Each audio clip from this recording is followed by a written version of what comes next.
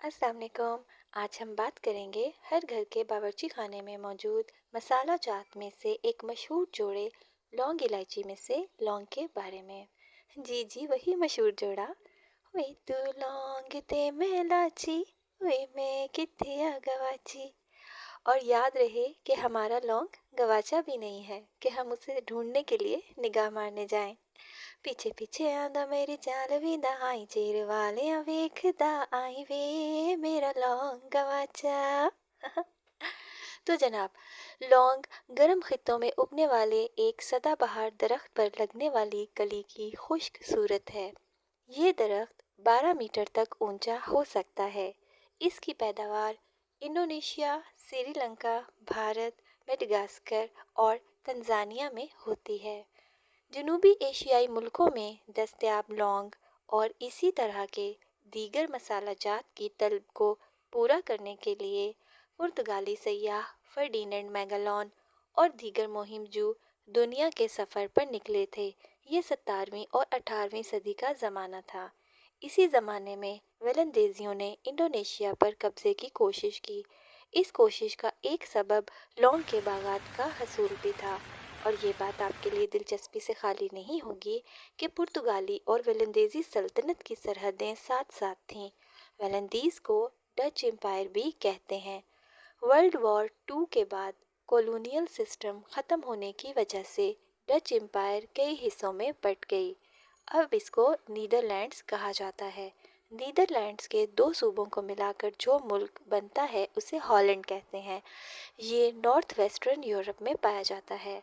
Holland को land of tulips and land of wind mills भी कहा जाता है। और ये बात भी आपको बताती चलूँ कि इस ज़माने में लौंग और सोने की कीमत को बराबर में तोला जाता था। इसकी तेज़ खुशबू माहौल मुअत्तर करने के लिए इस्तेमाल होती है। इसे एयर फ्रेशनर के तौर पर इस्तेमाल किया जाता है और लुबान के तौर पर सुलगाया जाता है। मुंह की बदबू और पसीने को खुशबूदार बनाने के लिए लौंग चबाई जाती है। अरे, ये कौन सा नाम ले लिया मैंने, खुशबू। हमारी प्यारी शायरा परवीन शाकिर याद आ गई। अब बात निकली है तो चलें दूर तलक ही ले जाते हैं। वो तो खुशबू है, हवाओं में बिखर जाएगा। मसला फूल का है, फूल किधर जाएगा। हम तो समझे थे कि एक जख्म है, भर जाएगा। क्या खबर थी कि रगो जां में उतर जाएगा। जख्म से याद आई हल्दी और हल्दी से फिर लौंग। तो जनाब, इसका जायका तीखा और मिजाज गर्म होता है। मिजाज से फिर एक शेर अर्ज है। ये तेरे मिजाज की तलखियाँ कोई और सह के दिखा तो दे। ये तेरे मिजाज की तलखियाँ कोई और सह के दिखा तो दे। ये जो हम में तुम में निभा है, मेरे हौसले का कमाल है। और अगर सामने से किसी ने ये कह दिया तो वो तो जान लेके भी सुबक खुराम रहा। इश्क के बाब में सब जुर्म हमारे निकले। रक्स जिनका हमें साहिल से बहा लाया था, वो भंवर आंख तक आए तो किनारे निकले।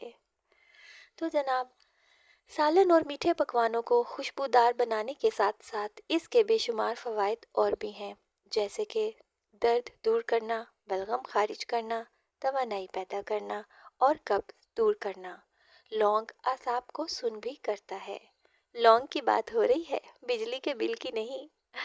दांतों के दर्द में चबाकर मुतासरा हिस्से में रखा जाता है। लौंग खाने से पेट के कीड़े निकल जाते हैं। नज़ले ज़ुकाम से सर में दर्द हो तो लौंग का तेल पेशानी और कंपटियों पर लगाने से आराम मिलता है। वैसे आप दूसरा नुस्खा भी आजमा सकते हैं।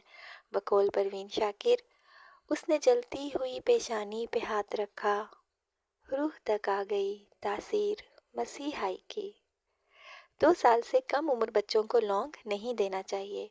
चाइनीज़ मैथडोलॉजी के मुताबिक लौंग की अगरबत्ती को वसाइल की फराहमी के लिए जलाया जाता है और इसका धुआं दूसरों को आपके बारे में गपशप से रोकता है। जिंदगी से थोड़ी वफा कीजिए, जो नहीं मिलता उसे दफा कीजिए। हर कोई नहीं होता आपके काबिल, अकेले बैठकर चाय का मज़ा लीजिए। या फिर मरीज़ इश्क है तो دوائے دل سمجھ چائے کو، مریض عشق ہے تو دوائے دل سمجھ چائے کو، پھر مرض جانے دوا جانے، شفا جانے خدا جانے۔ اب کیا کہہ سکتے ہیں کہ آپ کا کیا دل چاہ رہا ہوگا، چائے پینے کو یا لونگ چبانے کو؟ Choice is yours.